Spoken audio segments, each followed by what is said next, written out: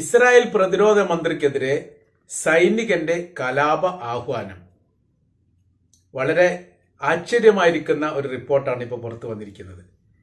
അപ്പോൾ യുദ്ധവുമായി ബന്ധപ്പെട്ട കാര്യത്തിന് സൈനികർക്കിടയിലുള്ള അഭിപ്രായ വ്യത്യാസം കൃത്യമായ രീതിയിൽ പ്രകടമാകുന്ന തരത്തിലാണ് പ്രതിരോധ മന്ത്രി യോവ് ഗാലന്റിനെതിരെയുള്ള സൈനികന്റെ കലാപ ആഹ്വാനം.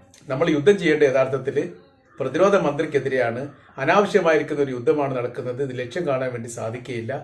ഏത് തരത്തിൽ മുന്നേറുന്നതിനനുസരിച്ചും വലിയ രീതിയിലുള്ള ആഘാതം നമുക്കുണ്ടാകുന്നു.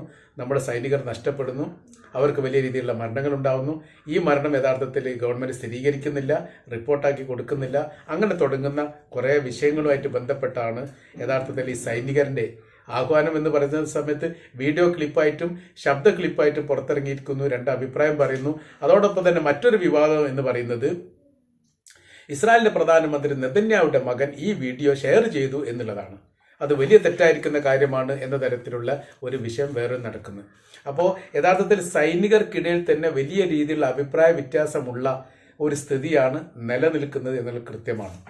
ജൂത വിഭാഗത്തെക്കുറിച്ച് മുൻപ് തന്നെ മതവിശ്വാസ പ്രമാണത്തിന്റെ ഭാഗങ്ങളിലൊക്കെ പരാമർശിച്ചത് എന്ന് പറയുന്നത് അവർ യഥാർത്ഥത്തിൽ ഭയപ്പാടുള്ളവരാണ്. ആ ഭയപ്പാട് അവർ പ്രകടിപ്പിക്കുന്നില്ല എന്ന് മാത്രം. തോൽക്കും എന്ന് അവർക്ക് ഉറപ്പാണ്. അതുകൊണ്ട് കൃത്യവും വ്യക്തവുമായ രീതിയിൽ അവർക്കെതിരെ യുദ്ധം ചെയ്താൽ അതിജീവിക്കാൻ വേണ്ടി സാധിക്കും എന്ന് മതനിയമ ഗ്രന്ഥത്തിൽ കാണാൻ വേണ്ടി സാധിക്കും. ജൂതരെക്കുറിച്ചും അവരുടെ ജീവിത രീതിയെക്കുറിച്ചും വളരെ കൃത്യമായ രീതിയിലുള്ള പരാമർശം ഗ്രന്ഥങ്ങളിലുണ്ട്. ജീവിതത്തോട് ആർത്തിയുള്ളവരും മരിക്കാൻ ഭയപ്പാടുള്ളവരുമാണ് ജൂതന്മാർ. അവർ ആന്തരികമായ രീതിയിൽ വലിയ ഭയപ്പാടുള്ളവരാണ്. ബാഹ്യമായ രീതിയിലാണ് അവർ യുദ്ധം ചെയ്യുന്നത്. അത് അവർ പ്രകടിപ്പിക്കുന്നില്ല എന്ന് മാത്രം. അവർക്കെതിരെ പോരാടുന്ന വിശ്വാസികളെ സംബന്ധിച്ചിടത്തോളം മരണം ഇഷ്ടപ്പെടുന്നവരും ജീവിതത്തോട് ആർത്തിയില്ലാത്തവരുമാണ്. അതാണ് മുമ്പ് ഇറാൻ പറഞ്ഞു വെച്ചത്. ഇറാന്റെ പ്രസിഡന്റ് മരണപ്പെട്ടതോടനുബന്ധിച്ച് ഇറാന്റെ ആത്മീയ നേതാവ് പറഞ്ഞ വളരെ പ്രാധാന്യമുള്ള ഒരു കാര്യമുണ്ട്.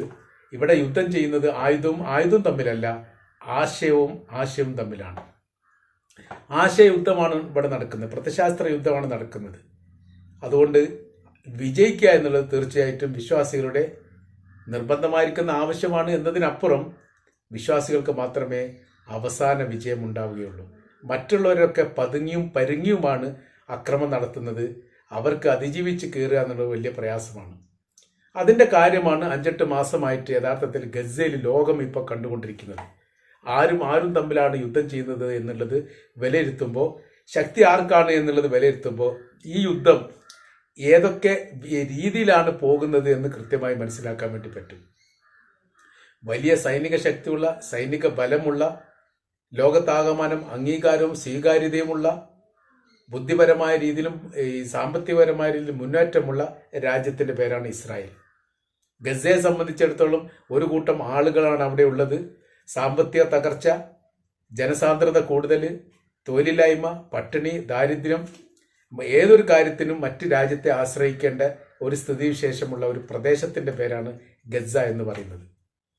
അത് ഇറക്കുമതിയുമായി ബന്ധപ്പെട്ട കാര്യം, അത് ഭക്ഷ്യധാന്യമാണെങ്കിലും വസ്ത്രമാണെങ്കിലും നിത്യാവശ്യ സാധനങ്ങളാണെങ്കിലും രാജ്യത്തിന്റെ പുരോഗതിക്ക് ആവശ്യമായിരിക്കുന്ന ഇരുമ്പ്, ഉരുക്ക് പോലെയുള്ള സാധനങ്ങളാണെങ്കിലും എല്ലാം ഇറക്കുമതി ചെയ്യണം.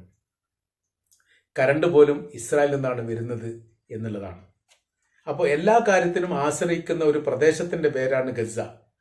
അതിൽ 23 ലക്ഷം ജനങ്ങളിൽ ഏകദേശം 30,000-40,000 മാത്രം ബലമുള്ള ഒരു വിഭാഗത്തിന്റെ പേരാണ് ഹമാസ് എന്ന് പറയുന്നത്, അല്ലെങ്കിൽ ഹമാസിന്റെ പോരാളികൾ. അപ്പോൾ ഒരു മഹാരാജ്യത്തോട് അല്ലെ ഒരു മഹാസാമ്രാജ്യത്തോട് യുദ്ധം ചെയ്യുന്നത് ഈ 40,000 പേരാണ്. എന്നിട്ടും അവർ വിജയിക്കുന്നു. ഈ ഇസ്രായേലിന് പരാജയപ്പെടുത്താൻ വേണ്ടി സാധിക്കുന്നില്ല. വലിയ രീതിയിലുള്ള പ്രതിരോധം അവരുണ്ടാക്കുന്നു. കഴിഞ്ഞ 7 മാസമായിട്ട് ഈ പറയപ്പെട്ട 30,000-40,000 ഹമാസിന്റെ പോരാളികളെ ഇല്ലാതാക്കാൻ വേണ്ടി കിണഞ്ഞു ശ്രമിക്കുന്നു. വിജയിക്കുന്നില്ല, പരാജയപ്പെട്ടുകൊണ്ടേയിരിക്കുകയാണ്. അപ്പോൾ യഥാർത്ഥത്തിൽ ഇവിടെ ഇറാൻ പറഞ്ഞത് വളരെ കൃത്യമാണ്. ആശയപരമായിരിക്കുന്ന യുദ്ധമാണ്. ഈ യുദ്ധത്തിൽ തീർച്ചയായിട്ടും വിശ്വാസികൾ വിജയിക്കുക തന്നെ ചെയ്യും. മറ്റുള്ളവർ പരാജയം മണത്തിരിക്കുന്നു. അവർ പരാജയപ്പെടാനുള്ളവർ തന്നെയാണ്. അപ്പോൾ ആ വിഷയമാണ് യഥാർത്ഥത്തിൽ ഇപ്പോൾ അവിടെ ആഭ്യന്തരപരമായ രീതിയിൽ വന്നിരിക്കുന്നത്. അവരുടെ സൈനികർക്കിടയിലുള്ള അഭിപ്രായ വ്യത്യാസവും അഭിപ്രായ ഭിന്നതയും മറനീക്കി പുറത്തു വന്നിരിക്കുകയാണ്.